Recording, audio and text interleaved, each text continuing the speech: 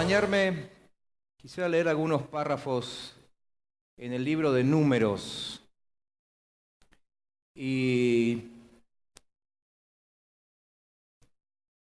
no hace mucho dije algunas cosas que hoy quiero repetir, pero creo que es importante hacerlo. Ahora se van a dar cuenta por qué. Y sobre todo porque no podemos perder el enfoque de lo que Dios está haciendo entre nosotros, ¿sí? Así que, si tienen su Biblia ahí, busquen el libro de Números, capítulo 13. Si ven cerca de ustedes a alguien que no tenga Biblia, compártanla. Y si no, simplemente presten atención. Números, capítulo 13.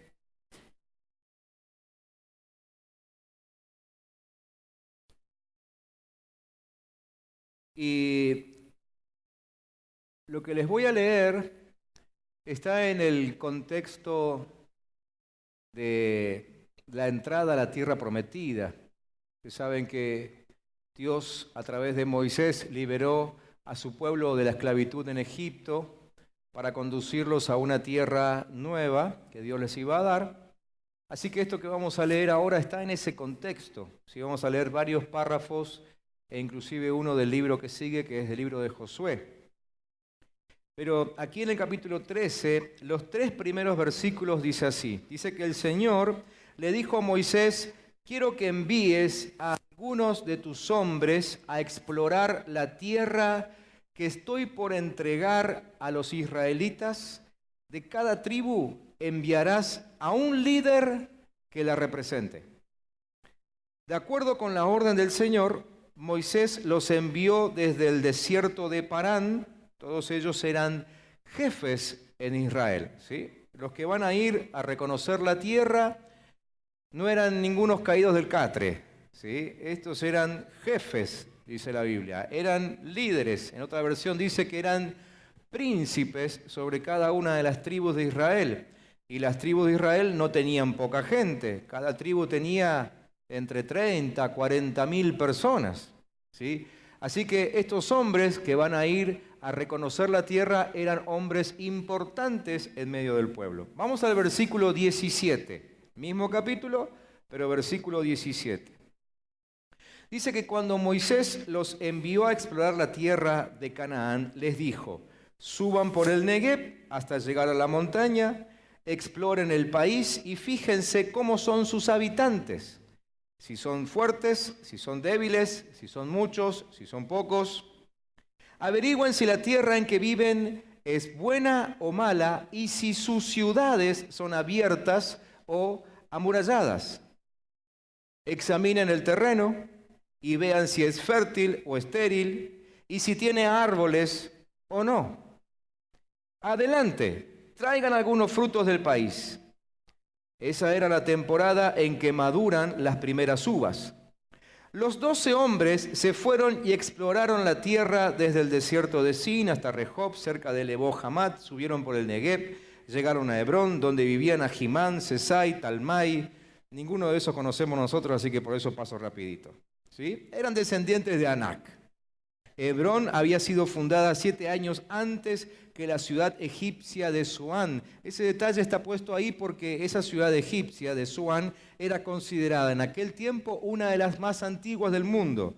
Así que Hebrón ya existía antes que la ciudad más antigua, ¿sí? Cuando llegaron al valle del arroyo Escol, cortaron un sarmiento que tenía un solo racimo de uvas y entre 2 lo llevaron colgado de una vara. También cortaron granadas e higos. Por el racimo que estos israelitas cortaron, a ese lugar se le llamó el Valle de Escol. Al cabo de 40 días, los 12 hombres regresaron de explorar aquella tierra y volvieron a Cades, en el desierto de Parán, que era donde estaban Moisés, Aarón y toda la comunidad israelita, y les presentaron a todos ellos un informe y les mostraron los frutos de esa tierra. Y este fue el informe. Fuimos al país al que nos enviaste, y por cierto que allí abundan la leche y la miel. Aquí pueden ver sus frutos. Pero el pueblo que allí habita es poderoso, y sus ciudades son enormes y están fortificadas. Hasta vimos anaquitas allí. Los anaquitas eran los descendientes de los gigantes. Los amalecitas habitan el Negev, los hititas, jebuseos, amorreos viven en la montaña, y los cananeos ocupan la zona costera y la ribera del río Jordán.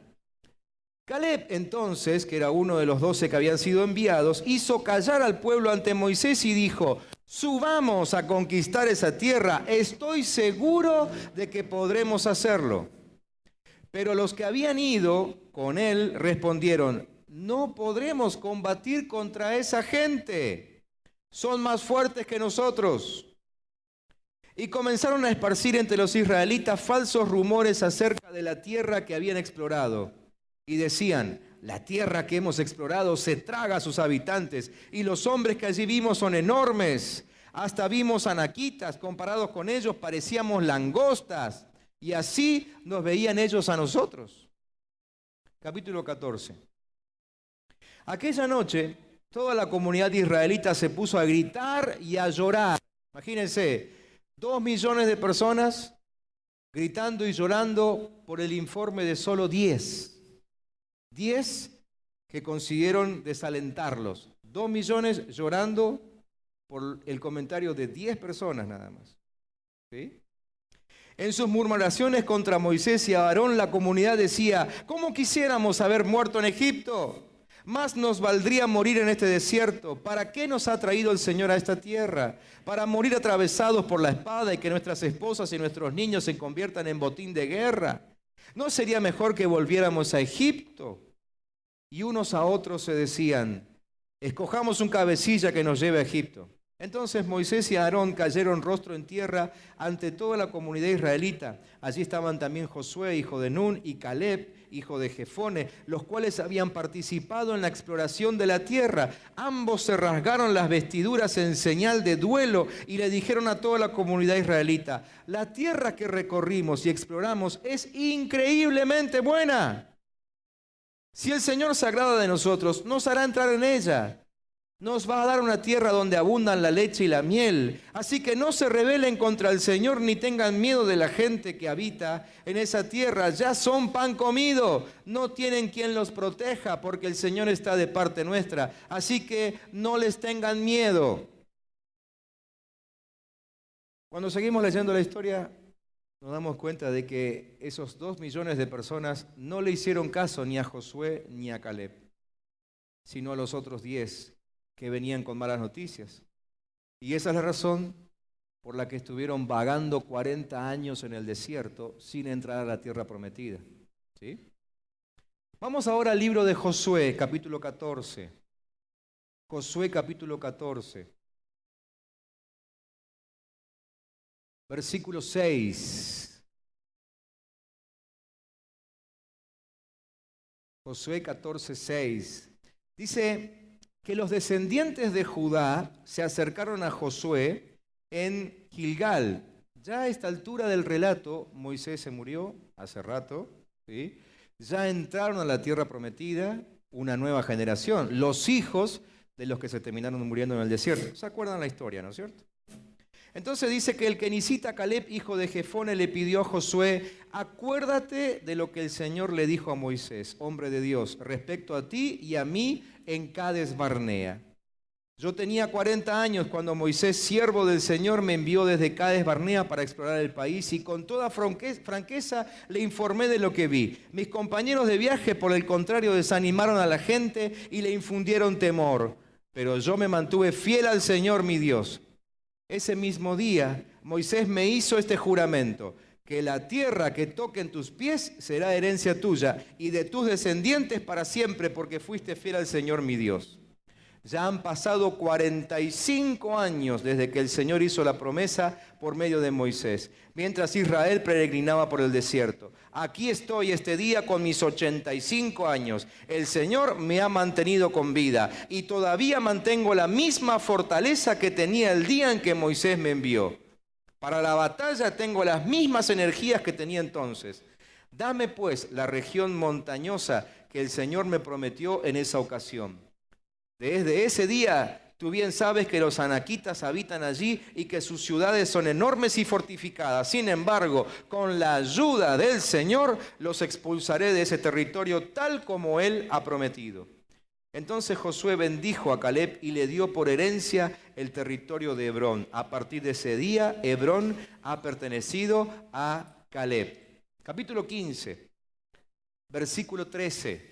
Capítulo 15, versículo 13. Dice: de acuerdo con lo ordenado por el Señor, Josué le dio a Caleb, hijo de Jefone, una porción del territorio asignado a Judá. Esa porción es Kiriat Arba, es decir, Hebrón. Caleb expulsó de Hebrón a 3 descendientes del gigante Anac. Como les decía hace un momentito, estamos en un tiempo en que Dios comienza a responder a nuestras oraciones. Y esto no lo digo porque se me ocurre, sino que lo digo por oír los testimonios de muchos de ustedes en este tiempo.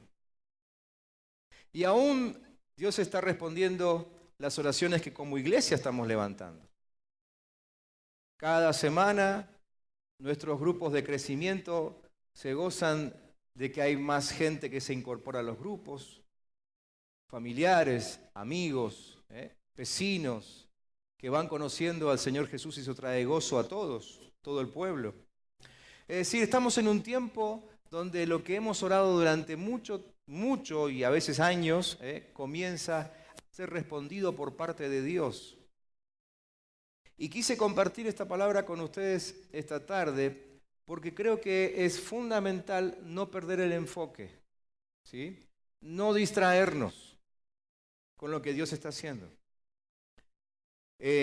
Muchas veces hemos dicho que a Dios nunca se le escapó nada de las manos, que Dios sigue siendo todopoderoso, que Dios es sabio, absolutamente sabio, Él sabe todo y Él no está preocupado ahora porque no sepa qué hacer con la violencia o con la corrupción o con la enfermedad y las nuevas enfermedades que van avanzando. A Él no le llama la atención ni le sorprende ninguna nueva enfermedad, ninguna le toma por sorpresa, Él nunca perdió el control. Pero hemos leído y hemos hablado acerca de esto muchas veces, cómo Dios planificó algo nuevo para hacer entre nosotros, desde Abraham para acá, ¿no es cierto? Y ese plan se viene desarrollando y estamos llegando, para nosotros por lo menos en este tiempo, a un momento de concreción de muchos motivos de oración que hemos tenido. Entonces, por eso, insisto, no nos podemos distraer, no nos podemos desenfocar. El pueblo de Israel estuvo orando no sé cuánto tiempo, porque la Biblia no lo dice. Sí sabemos que estuvieron más de 400 años esclavos en Egipto. No sé si todo ese tiempo estuvieron orando. Yo creo que los primeros años ni se dieron cuenta de que estaban esclavos. Pero llegó un momento en que el clamor de ellos evidentemente fue muy fuerte, porque Dios, dice la palabra en Éxodo, los escuchó y ahí preparó a Moisés y envió y toda la historia que ustedes ya saben. ¿Sí? Es decir, llegó el momento para que ellos fuesen libres, que saliesen de su esclavitud, podríamos decir en este tiempo, que saliesen de sus problemas, que saliesen de esas situaciones agobiantes en las que vivían, a las que no podían sobreponerse, las que no podían dominar, las que no podían manejar, y saliesen a un nuevo tiempo de vida. Dios lo había planeado todo, pero ¿qué pasó en el camino? Se desenfocaron, se distrajeron.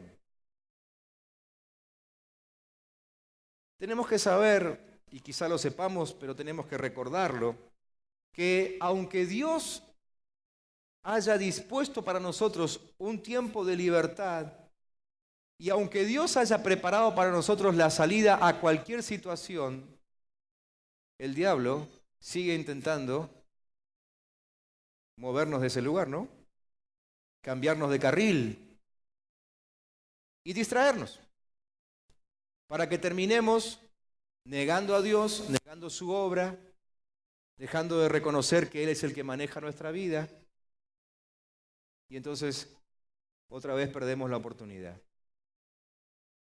Quizás muchos han tenido oportunidades antes y las perdieron por la misma causa. Hoy otra vez el Señor está hablándonos y nos está encauzando otra vez hacia otro tiempo de libertad y de lograr por fin las respuestas a nuestras oraciones, y no podemos darnos el lujo de distraernos.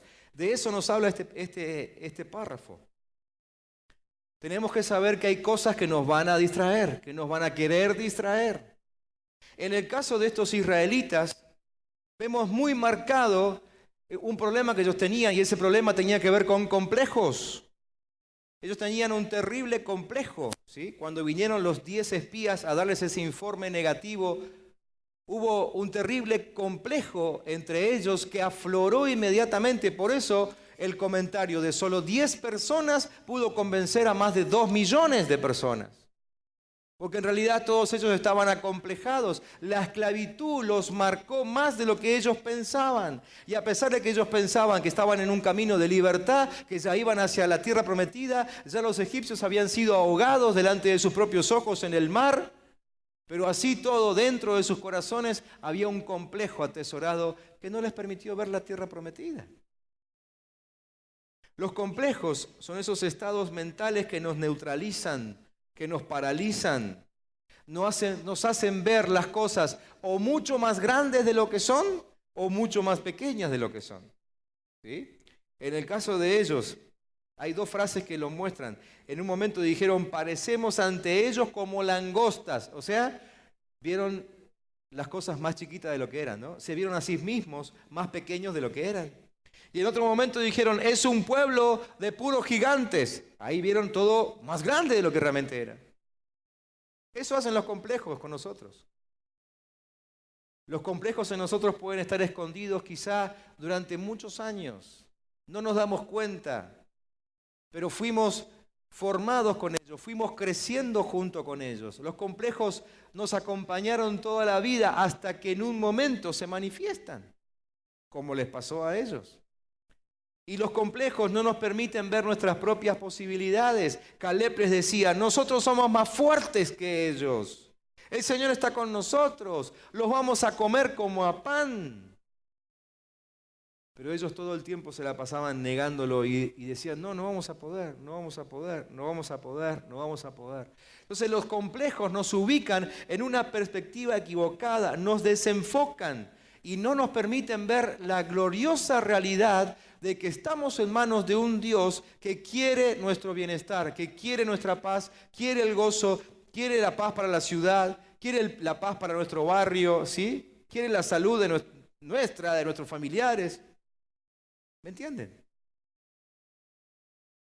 A veces podemos estar parados ante la mismísima palabra de Dios que nos está asegurando que Dios está a punto de intervenir y aún así seguir negando o seguir creyendo que no vamos a poder, que no vamos a soportar. Esto le pasó a este pueblo. En realidad no le pasó solamente al pueblo de Israel.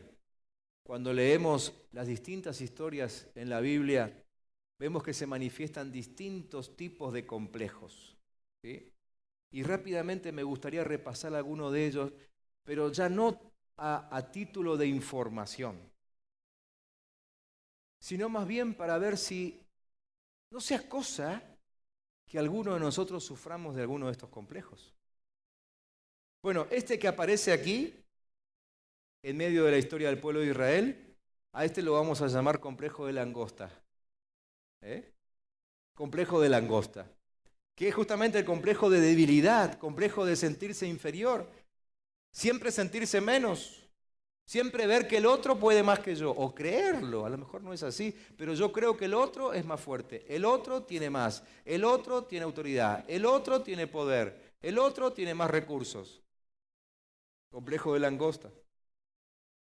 Otro complejo que encontramos en las historias bíblicas es un complejo de poca autoridad y pobreza. ¿Sí? Típico complejo del hijo menor. Cada vez que Dios llamaba a alguien, o muchas de las veces en que Dios llamó a alguien en su pueblo para hacer algo específico a favor de ese pueblo, si no era el mayor, terminaba diciendo, no, pero yo soy el menor de la casa de mi padre, yo soy el más chico. Que vaya otro, yo no. yo no puedo, yo no tengo, yo no sé. ¿Sí? Complejo de hermano menor, complejo de poca autoridad, de poca pobreza. Esto le pasó a Gedeón. Si ustedes quieren leer la historia de Gedeón, para aquellos que están tomando nota, está en el libro de Jueces, capítulo 6, y van a ver que apenas Dios lo llama, lo primero que él dice es, pero soy el menor de la casa de mi padre. ¿Sí? Como diciendo, yo no puedo. Ahora es interesante cuando uno se mete en la historia, uno ve a Gedeón que, está bien, vivía en la casa con el padre, disfrutaba seguramente de la herencia del padre, pero a cargo de él tenía no sé cuántos hatos de bueyes, tenía ganado, tenía tierras que eran suyas, pero él se veía como alguien que no podía. ¿Sí? Le metieron en la cabeza que por ser el menor, de ahí no iba a pasar. Otro complejo que aparece en la Biblia es el complejo de manada pequeña. En realidad esta es una frase que usó Jesús. ¿Sí? Jesús en un momento llamó a sus discípulos manada pequeña porque identificó en ellos una forma de pensamiento que era una forma de pensamiento conformista. ¿Sí? Conformista. Es decir, el complejo de manada pequeña es el complejo de aquel que se conforma con lo que tiene. No, con esto me alcanza. Ya está. Con esto, con tal de pasar el día, es suficiente. Y alguien le pregunta, pero ¿no querés progresar? ¿No quisieras tener tu casa propia o dos casas? O no, con esto está bien, así está bien. Yo con tener para el puchero de todos los días, ¿sí? Complejo de manada pequeña. Jesús se lo dijo a los discípulos en un momento. Pero claro, se lo dijo cuando todavía no tenían al Espíritu Santo adentro. Después vamos a ver lo que pasó después. En la Biblia también encontramos el complejo de indigno, o el complejo del injusto, del inmerecido. Ese es el típico caso del hijo pródigo, ¿no? ¿Se acuerdan del hijo pródigo? El que le pidió toda la herencia a su padre y se fue un día a vivir la vida loca, ¿sí? Pero cuando se le terminó todo, se dio cuenta que lo había malgastado, que no invirtió, que no se preparó para el futuro, decidió volver a casa. Y ese día dijo, le voy a decir a mi padre que soy indigno. ¿Qué significa indigno? Que no merece nada. Esa era la idea del hijo pródigo. Ir a la casa y decirle, mira papá, no merezco nada, pero por lo menos déjame vivir en el quincho de los empleados. ¿Sí? En el galpón de los peones. Ahí voy a estar bien. Otro complejo que encontramos en la Biblia es el complejo de perro muerto. Los que se ríen es porque no leyeron la historia. Pero hubo alguien que se llamó a sí mismo como perro muerto, aunque en realidad le correspondía ser rey, era príncipe. ¿Sí? Estoy hablando de un personaje que se llamaba Mefiboset. Mefiboset era descendiente del rey Saúl. En un momento escapando, porque Saúl ya estaba a punto de perder el trono, ustedes saben, después de Saúl vino el rey David, etcétera, etcétera. Escapando, en realidad él era bebé, era chiquitito, y la criada, la mujer que lo cuidaba, salió corriendo con él en brazos, tropezó, se cayó y este niño se quebró las piernas. Y a partir de ahí ya no pudo caminar bien nunca más. Así que el complejo de perro muerto es el complejo de aquellos que tienen un defecto, una limitación, que creen que, bueno, yo nací para pito, así que no voy a llegar a corneta, ¿no? Como dice el dicho. Se ven a sí mismos con imposibilidades en comparación con los que le rodean. ¿Te encontraste ya en alguno de estos complejos? Bien, sigo. Otro complejo es el complejo que tiene que ver con los fracasos del pasado. Otra vez en medio de la historia del rey David encontramos a 400 personas que se habían escondido en una cueva. ¿Sí? Y ahí vivían todos juntitos, todos disfrutando del mismo complejo. Todos sufriendo en realidad porque eran fracasados, deudores, gente que había perdido todo, gente que seguramente le debía a otros y mucho. Se habían metido todos en una misma cueva, la cueva de Adulam, y ahí vivían. Todos sufrían de este complejo, ¿sí? El complejo de los afligidos, el complejo de los endeudados, el complejo de los amargados. ¿Sí? Hay personas que se pasan décadas de su vida y algunos no lo pueden superar nunca. Se la pasan así toda la vida, amargados, a causa de que nunca pueden salir de sus deudas pendientes. Y no solamente las económicas. Hay deudas afectivas que tampoco pueden solucionar nunca. ¿Sí? Hay deudas sociales, hay deudas culturales, hay deudas consigo mismo, cosas que quizás quisieron hacer, nunca lograron y sienten que tienen una deuda consigo mismo, como que se fallaron a sí mismos porque nunca alcanzaron lo que quisieron. ¿Sí? Complejos. Otro complejo es el complejo por ser despreciado o desechado. Realmente hay gente que no solamente que se siente, hay gente que realmente es despreciada en la sociedad. ¿Sí? Ahora, uno puede actuar frente al desprecio en realidad como uno quiere, ¿no? Hay personas que son despreciadas, pero su actitud se mantiene perfecta y no sufren el desprecio, no sufren el rechazo. Pero hay otros, y de eso tenemos que hablar, los que sufren el complejo de los rechazados. Eso le pasó sobre todo a aquellos que eran leprosos en la antigüedad, ¿no? Esa gente sí que se sentía rechazada. Primero porque no podía ni siquiera vivir dentro de la ciudad y tenían que vivir de los muros para afuera, ¿eh? Y no entrar en contacto con nadie. Fíjense qué despreciados que eran, que cada uno tenía que andar con una campanita haciéndola sonar para que cuando pasen todo el mundo se abría, y ellos caminaban solos. O sea, quedaban en evidencia todo el tiempo, rechazados. El complejo de insuficiencia numérica. Encontramos en las historias bíblicas muchos que se han sentido acomplejados y se han sentido menos por ser menos en cantidad. ¿Sí? Esto creo que también fue lo que les pasó a los israelitas. Probablemente ellos se sintieron menos que los distintos pueblos que habitaban allí en la tierra prometida.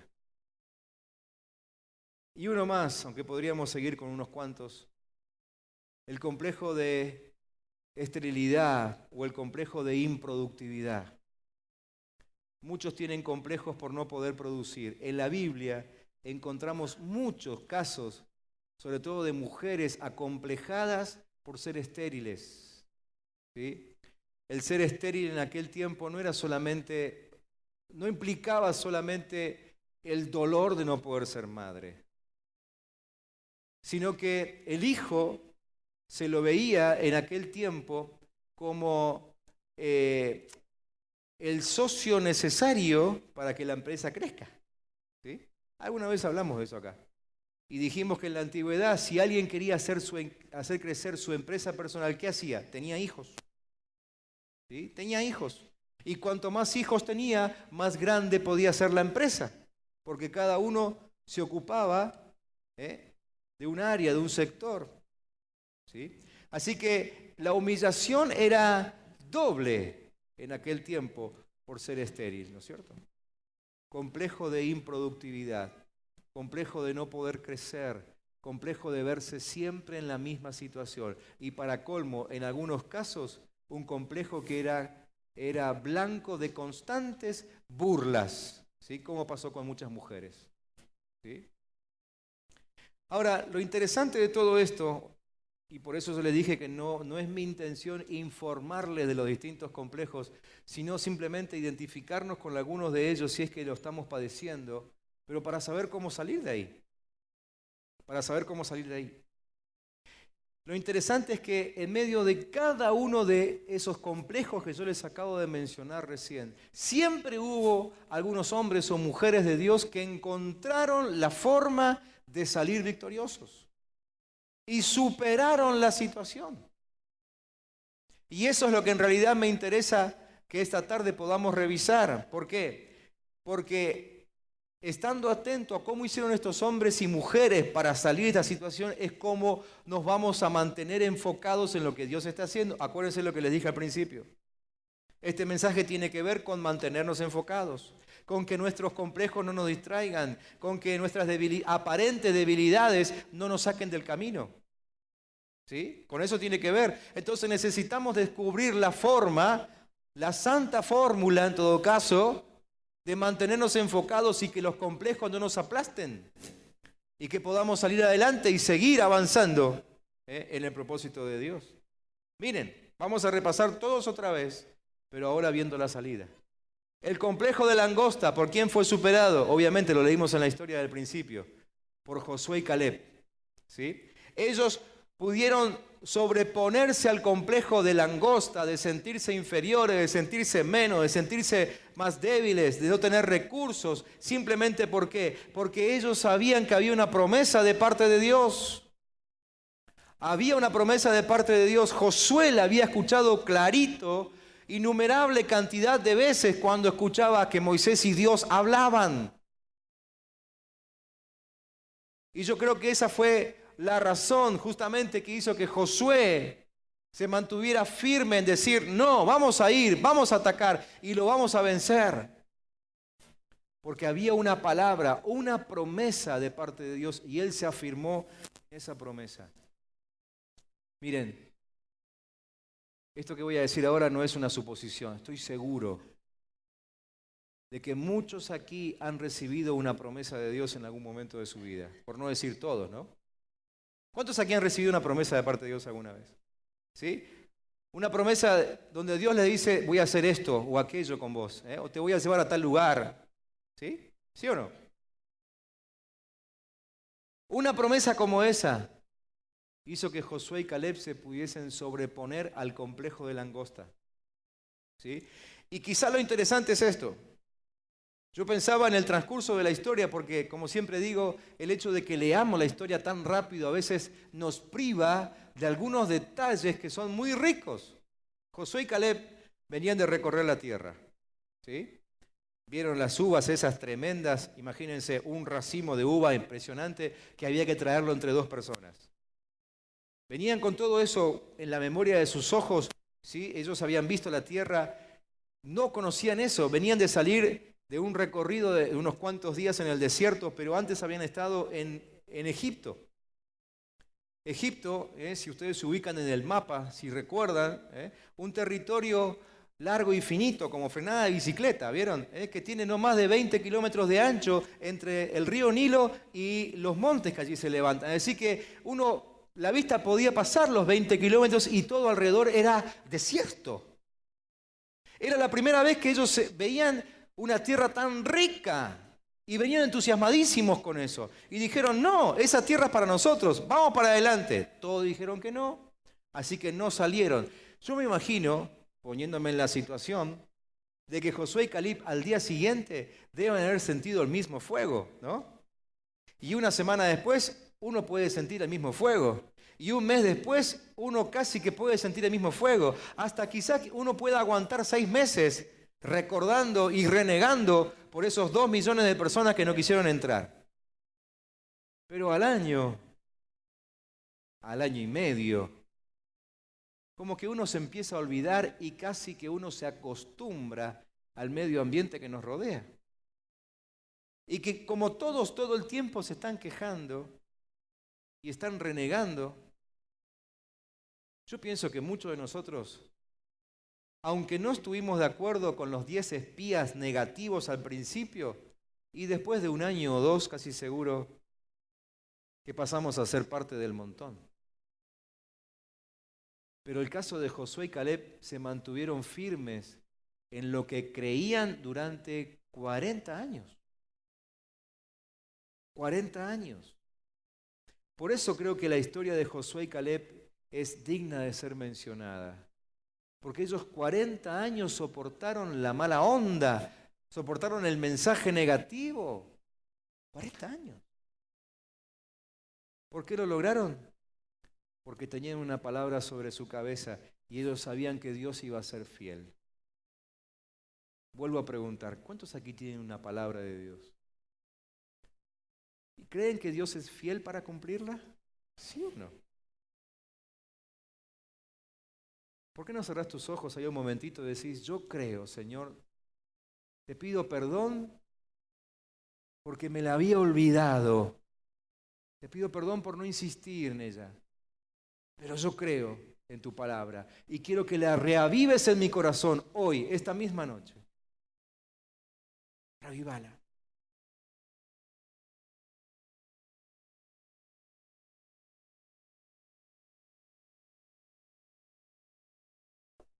Hablamos de otro complejo. El complejo de poca autoridad, de pobreza, de insuficiencia numérica. ¿Sí? Dijimos que el que de movida había sufrido este complejo era Gedeón. Pero a pesar de que Gedeón en el primer instante dijo, no, yo no, después vemos que sí se engancha. Y termina siendo un bravo, un victorioso vencedor sobre los enemigos de Israel de aquel tiempo, en el tiempo que vivió él. ¿Sí?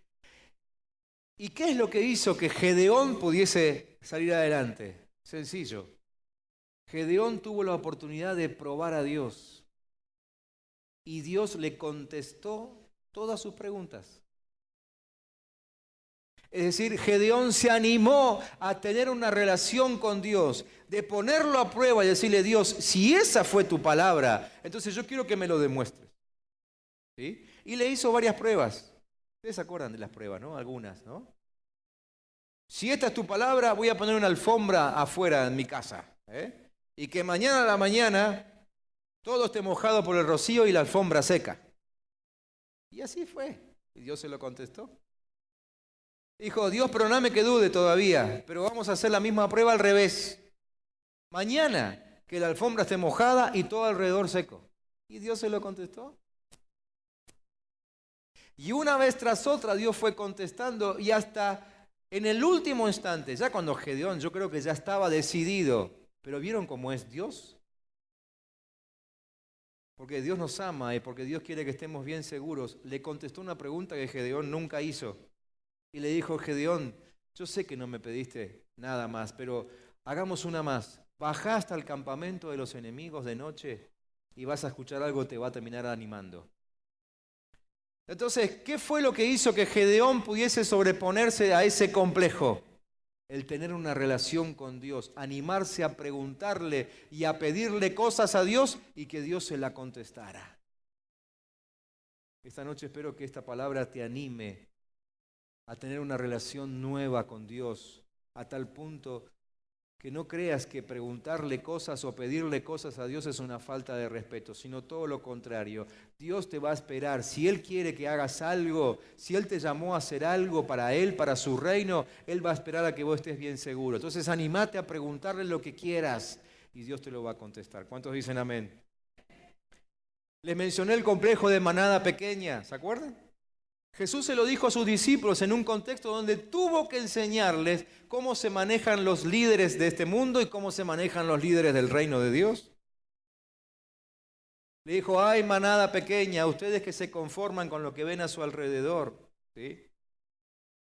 Así que ellos simplemente creyeron que lo que habían vivido hasta ese momento era suficiente y con eso alcanzaba. Pero ese complejo de manada pequeña, ¿cuándo desapareció?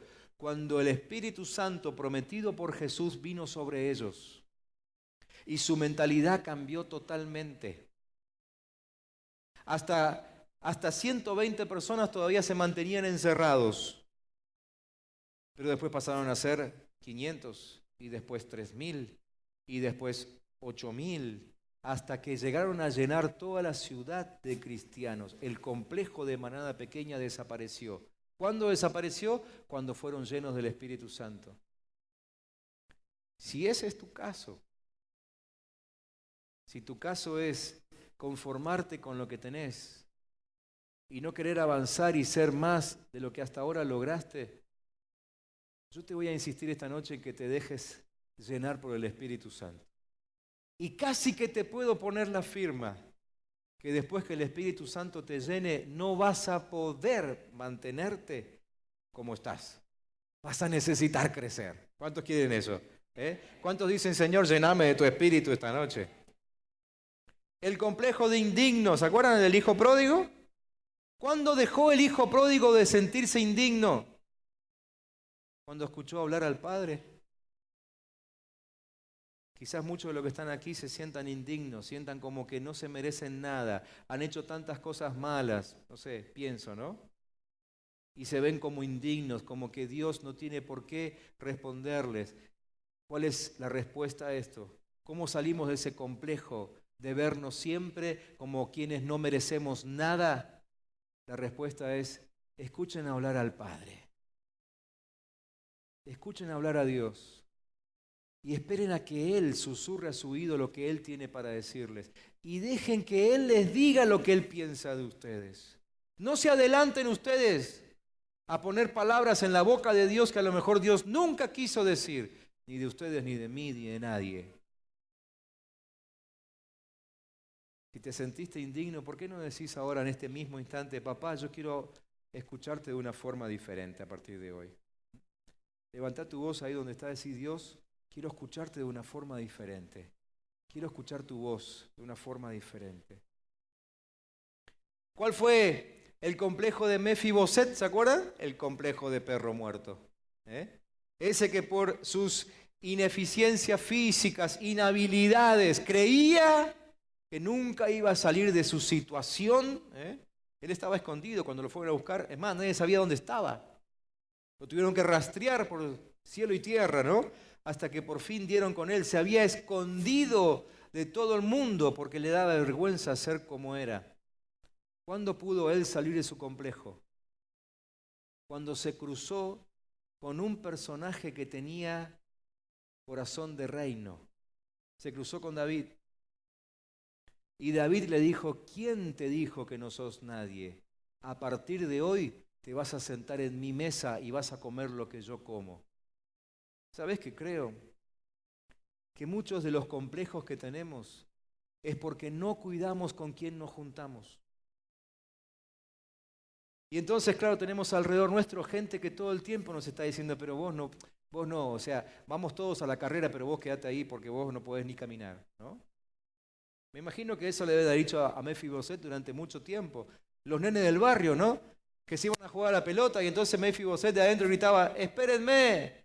No, Mefi, vos no. Vos quedate a jugar a las muñecas con las nenas. Hasta que vino alguien, con corazón de reino, le dijo, ¿cómo que no? La mesa del rey también es para vos. Y esta noche yo te digo, si por alguna razón pensaste que sos menos, yo te digo esta noche en el nombre de Jesús, la mesa del rey también es para vos. ¿Cuántos dicen amén a eso? ¿Cuántos dicen la mesa del rey también es para mí? Sí, Señor, también es para vos. Al complejo de ser despreciados y desechados. ¿Se acuerdan lo que les mencioné de los leprosos, no? Hubo 4 leprosos que creo que nos dan una fórmula espectacular para salir de ese complejo. Se dice que en un momento el pueblo de Dios estaba rodeado por enemigos y la ciudad donde estaba el pueblo de Dios estaba obviamente con sus murallas todas cerradas para que no terminen de atacar y destruirlos a todos. Era una costumbre de la época, los ejércitos que atacaban se ponían ahí alrededor de ellos, los sitiaban y esperaban. 1 año, 2 años, estaban ahí, ¿sí? Y adentro se les iban terminando los víveres. Generalmente les cortaban las fuentes de agua, así que no tenían ya para comer, no tenían para beber. Así que esta era la situación en aquel tiempo, ¿sí? Dentro de la ciudad se estaban muriendo todos de hambre a tal punto que el precio de la caca de paloma era altísimo, porque se comían eso, ¿sí? Ustedes se quejan por el precio del pan y del tomate. Vayan a Samaria y traten de conseguir caca de paloma. Así que estaban todos ahí encerrados. Y estos 4 leprosos dijeron, estaban del lado de afuera. Acuérdense que ellos no podían entrar. Así que estaban afuera. ¿Sí? Pero sufriendo de lo mismo. Entonces, ¿qué dijeron? ¿Qué tal si vamos al campamento de los enemigos? ¿Sí? Total. Si nos quedamos acá vamos a morir de hambre. Si nos llegan a matar los enemigos, y bueno, adelantamos el trámite. Así que, ¿qué hicieron? Se arriesgaron. Se animaron a una acción que ninguno de los que estaba adentro se animaron a hacer. Los rechazados y los despreciados hicieron algo, se comprometieron en una acción que nadie más pudo hacer. Y se comprometieron en una actitud de misericordia. ¿Por qué? Porque llegaron al campamento de los enemigos y Dios ya había hecho algo. Los del pueblo amurallado nunca se enteraron. O por lo menos hasta este momento no se habían enterado. Llegaron al campamento de los enemigos y no había nadie. Habían huido todos. Dice la historia que los mismos ángeles los habían corrido. Y el campamento estaba ahí, no había nadie. Lo que sí estaba era la tonelada impresionante de víveres, alimentos, ropa, riquezas, armas, todo, estaba todo ahí intacto. Entonces, ¿qué hicieron los 4 leprosos? Fueron corriendo a la ciudad a contarles lo que habían descubierto para bien de todos. Y ese día pudieron abrir las puertas de la ciudad y toda la ciudad se salvó. ¿Qué hicieron estos 4 leprosos que creo que los ayudó a salir del complejo de rechazo que sufrían? Pusieron en práctica la misericordia, pusieron en práctica la compasión por su pueblo. Y creo aquí que hay un secreto, hay una fórmula. Quizá alguno de nosotros, para salir del complejo en el que estamos, nos falta un poquito de acción arriesgada. A veces no salimos de nuestros complejos porque como nunca nos animamos a hacer nada, estamos anclados ahí, no nos comprometemos en nada, nunca trabajamos en nada y alrededor nuestro puede estar toda la iglesia trabajando y comprometida en un ministerio, en otro ministerio, pero nosotros nos quedamos ahí. Y mientras estamos ahí encerrados como Samaria, ¿sí? Nos estamos muriendo por dentro. Estos leprosos nos enseñan la fórmula. Correr riesgos, activarnos. Otra vez, acuérdense que el mensaje de hoy es para mantenernos enfocados. Una de las cosas que Dios quiere hacer a nuestro alrededor es salvar almas. Creo yo, la más importante. Creo yo, aquella en la cual Dios está más comprometido que nunca y más interesado que ninguna otra cosa, salvar almas. Que se salven muchos, que se salven muchos. Si nosotros en algún momento no nos ponemos en pie como estos 4 leprosos y corremos el riesgo de empezar a predicar y de servir a otros con misericordia y con compasión, probablemente nos muramos adentro de nuestras propias ciudades, amuralladas, llenos de complejos, de angustias, de amargura, de fracasos. ¿Me entienden? No voy a hacer levantar la mano como en los casos anteriores, pero si lo que te hace falta es acción, por favor, no dejes pasar esta semana de hablar con alguno de nosotros y empezá a activarte, empezá a moverte. Dios viene con recompensa aún sobre los rechazados cuando los rechazados se ponen a trabajar. Y un último complejo que hablamos, el complejo de esterilidad. El complejo de improductividad. Creo que muchos entre nosotros pueden sentirse así, improductivos. Como que no logran, como que no alcanzan, no se ven con éxito. Al contrario, ven a todos los que los rodean con éxito menos ellos. ¿Sí? Muchas mujeres en la Biblia nos muestran que salieron adelante. Ana, por ejemplo, la madre del más grande profeta del Antiguo Testamento. Una mujer que no podía tener hijos, ¿se acuerdan? Y tuvo a Samuel. ¿Sí?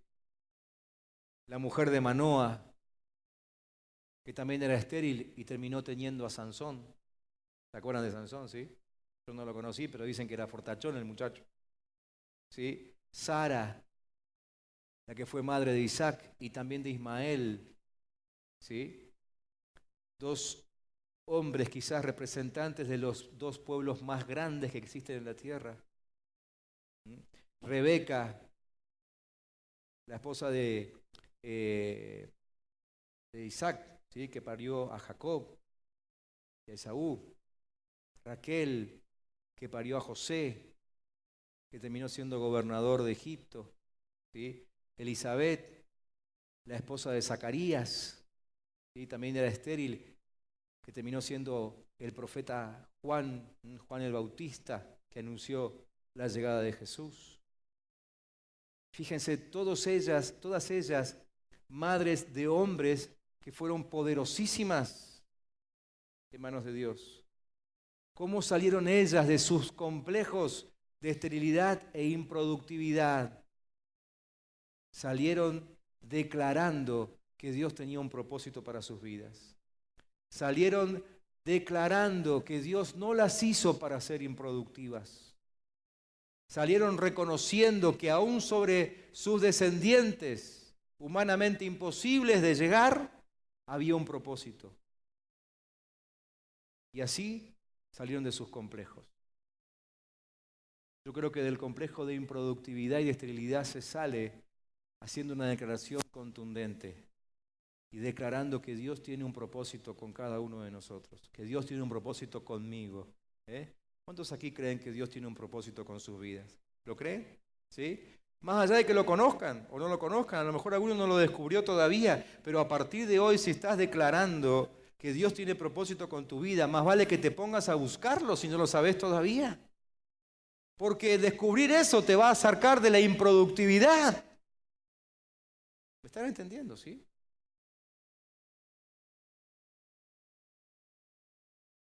Dios quiere sacarnos de estos complejos y quiere librarnos de ellos para que nos podamos enfocar en su obra en este tiempo.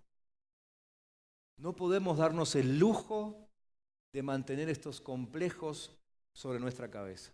Si es de esto que estamos sufriendo en este tiempo, si algo de esto nos está aquejando por alguna razón, no nos podemos dar el lujo de seguir viviendo con estos complejos, porque nos vamos a desenfocar, nos vamos a distraer y vamos a perder de vista el objetivo de Dios para nosotros, y con seguridad nos vamos a perder todo lo que Dios tiene para hacer con nuestras vidas.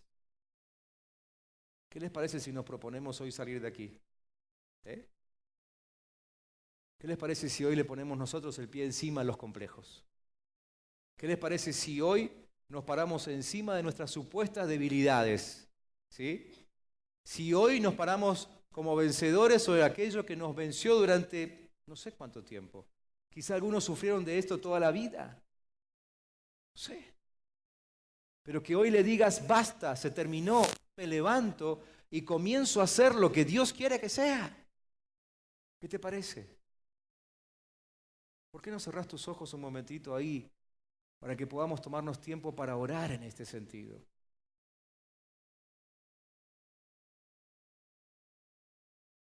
Es importante que en tu corazón tomes la decisión de no estancarte, de no distraerte y no perderte de nada de lo que Dios está haciendo y va a hacer entre nosotros en los próximos tiempos. Cuando digo entre nosotros ahora, no solamente me refiero como congregación, sino toda la iglesia de Jesucristo, y en la ciudad, y en la provincia, y en el país. Yo creo que tantos días de oración, y en algunos casos acompañados de ayuno, no son en vano. Y estamos convencidos de que Dios va a hacer algo en respuesta a todo el tiempo que invertimos orando en los últimos días. Templo abierto todo el tiempo aquí. Grupos haciendo el esfuerzo de venir, de estar, de pasar tiempo. Ahora todos los grupos trabajando en las distintas manzanas que le han tocado en el barrio. Todo eso es porque estamos seguros de que Dios va a hacer algo entre nosotros. Estamos seguros de eso. Entonces no nos podemos distraer y no podemos permitir que aquellas cosas que están escondidas en nosotros afloren en algún momento y nos corten la posibilidad de crecer, de desarrollarnos.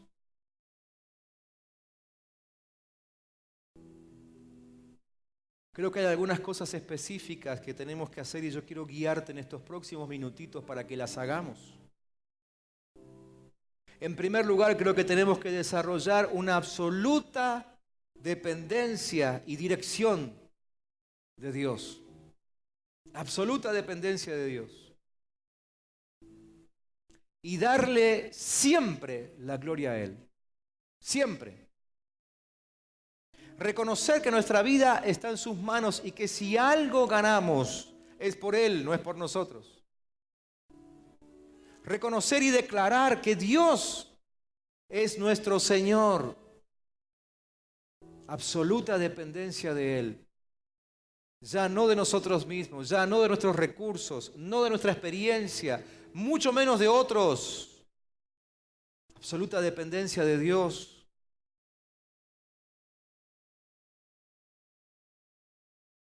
José, lo mencionamos hace un ratito, tuvo la oportunidad de agrandarse delante de Faraón cuando le interpretó el sueño, pero él se encargó de aclarar, Dios es el que revela los sueños. No se quedó con la gloria, dependió de Dios. Gedeón dependió de Dios para vencer a un ejército de 130.000 hombres armados con solo 300 locos subidos a un cerro con un cántaro, con una antorcha y con una trompeta. Dependió de Dios. Daniel dependió de Dios para dormir tranquilo esa noche en medio de los leones.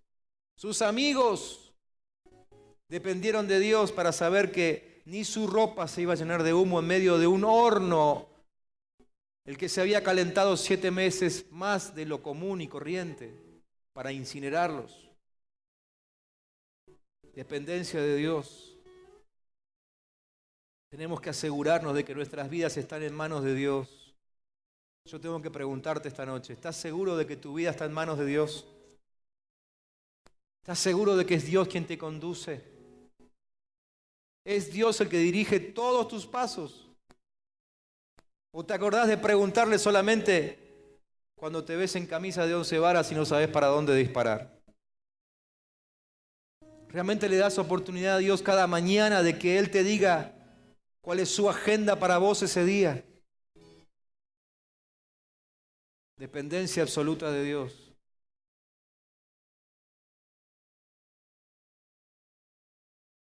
La segunda cosa que creo que tenemos que hacer es creer y confesar lo que Dios ha dicho de nosotros.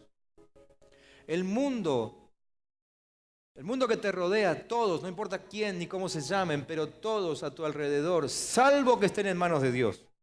Pero si no están en manos de Dios, todos van a intentar bajonearte, destruirte, ponerte el pie sobre la cabeza. Y te van a estar diciendo todo el tiempo cosas que no son verdad. Lo sufren desde nuestros niños hasta los ancianos en medio nuestro. Todos. Entonces necesitamos, en segundo lugar, creer y confesar lo que Dios dice de nosotros. Por eso el primer punto, la dependencia de Dios te va a asegurar que lo puedas oír. Y cuando oigas a Dios hablando, vas a oír cosas como estas que te voy a leer ahora, que están en Romanos capítulo 8. Decía Pablo, sabemos que Dios dispone todas las cosas para el bien de quienes lo aman, los que han sido llamados de acuerdo con su propósito. Dios dice que sos un llamado. Dios dice que tenés propósito para Él. Porque a los que Dios conoció de antemano, ¿qué dice la Biblia? Que Dios te conoció de antemano. O sea, antes que papá y mamá, te conoció Dios. También los predestinó. No sé si crees en la predestinación o no, pero la Biblia dice que Dios te predestinó. ¿Para qué? Para ser transformado y ser como Jesús. A los que predestinó también los llamó. ¿Para qué te van a llamar si no tienen algo importante que decirte, no? Bueno, Dios te llamó porque tiene algo importante que encomendarte. Y a los que llamó también los justificó. ¿Para qué? Para que nadie te pueda acusar. Nadie. Y a los que justificó también los glorificó. ¿Qué significa eso? Que te dio el mismo poder con el cual contaba Jesucristo cuando estuvo aquí en la tierra. Entonces, ¿qué vamos a decir frente a esto? Decía el apóstol. Si Dios está de nuestra parte, ¿quién puede estar en contra? El que no escatimó ni a su propio Hijo, sino que lo entregó por todos nosotros, ¿cómo no habrá de darnos generosamente junto con Él todas las cosas? ¿Quién va a acusar a los escogidos de Dios? Si Dios es el que justifica, ¿quién te va a condenar? Cristo es el que murió e inclusive resucitó. ¿Para qué? Para interceder por vos. Mirá lo que dice la Biblia. Que Jesús mismo está intercediendo por vos. ¿Cuántas veces vos te acercaste a alguien para pedir oración y quizás pensando en que sos un pobre tipo.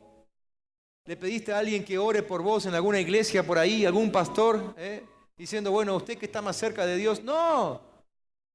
Quiero que sepas esta noche que Jesús mismo intercede por vos. Somos más que vencedores, dice la Biblia, por medio de aquel que nos amó. Y Pablo termina diciendo, yo estoy convencido de que ni la muerte, ni la vida, ni los ángeles, ni los demonios, ni lo presente, ni lo porvenir, ni los poderes, ni lo alto, ni lo profundo, ni ninguna otra cosa creada te podrá apartar del amor de Dios. Dios dice que nadie te puede sacar de su mano. ¿Lo podés creer? ¿Lo podés creer? Esto es lo segundo que tenemos que hacer. Creer y confesar lo que Dios dice de nosotros. No repetir como loros lo que te dicen otros. Otros te van a llamar inútil, te van a llamar, no sé, corrupto, te van a llamar inservible y tantas otras cosas que no se puede repetir desde este lugar.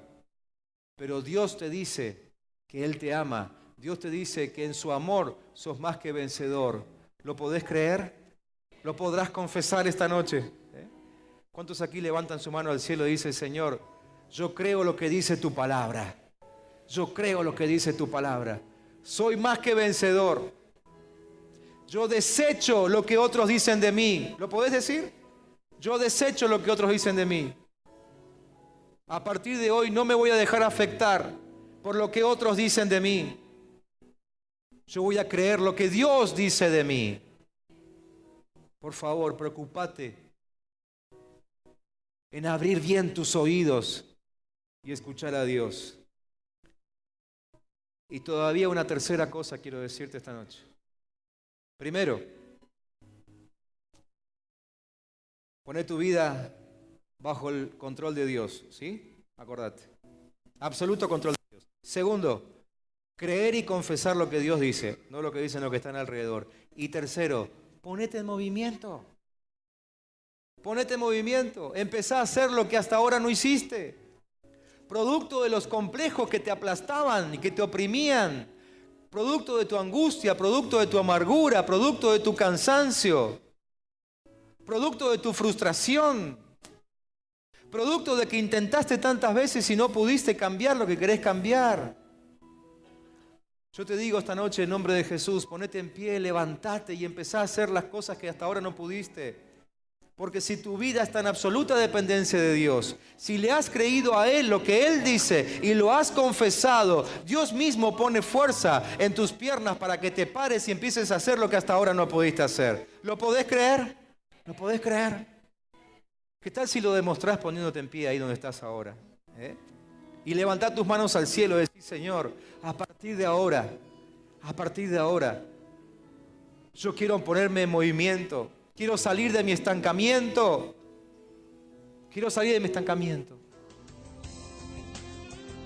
Si desea comunicarse con nosotros, puede hacerlo a través de las siguientes vías. Iglesia El Camino Neuquén.